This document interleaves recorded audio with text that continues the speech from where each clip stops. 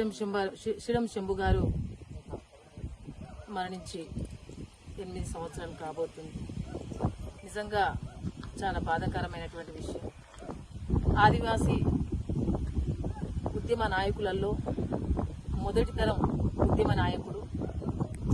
తను ఉద్యమాలు చేస్తున్నటువంటి క్రమంలో మరి ఆదివాసుల చట్టాలు కావచ్చు, ఆదివాసుల అభివృద్ధి కావచ్చు, ప్రతి ఒక్క దాంట్లో నేను సైతం ఈ సమాజం నిర్మించబడాలి, ఈ సమాజం అభివృద్ధి జరగవలసిన అవసరం ఉంది, సంస్కృతి సాంప్రదాయాలు కాపాడవలసిన అవసరం ఉంది. ఒక బాధ్యతగా వ్యవహరించినటువంటి వ్యక్తి శిడం శంభు గారు. నిజంగా ప్రకృతి సిద్ధమైనటువంటి ఆహార పంటలు పండించాలి, ఆదివాసుల యొక్క సంస్కృతి సాంప్రదాయాలు కాపాడబడిన నాడే ఈ మనుగడ, ఆదివాసి యొక్క మనుగడ కాపాడబడుతుందనేసి తను ఎన్నో రకాలైనటువంటి పోరాటాలు చేయడం అనేది జరిగింది.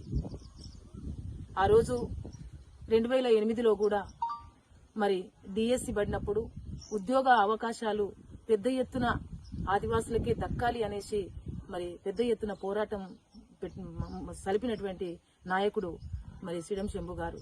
నిజంగా తను లేనటువంటి లోటు ఆదివాసి సమాజము ఎంతో కుంగదీసింది ఆదివాసి సమాజాన్ని.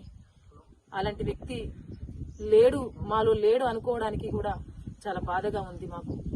అయినప్పటికీ తన ఆశయం ఏదైతే ఉందో, తన ఆలోచన ఏదైతే ఉందో ఆ ఆలోచనని ముందు తీసుకెళ్లడానికి మేమందరం కూడా కలిసికట్టుగా పనిచేయవలసిన అవసరం ఉంది. అన్ని పార్టీలను, అందరి వ్యక్తులను, ఇక్కడున్నటువంటి ఈ ప్రాంతంలో నివసిస్తున్నటువంటి అన్ని కులాలతో, అందరితోటి, ఇటు గిరిజనేతరులు కావచ్చు, ఇటు గిరిజనులు కావచ్చు, అందరితో మమేకమై కలిసి అందరితో కలిసికట్టుగా పనిచేసినటువంటి వ్యక్తి మరి శిడం శంభు గారు.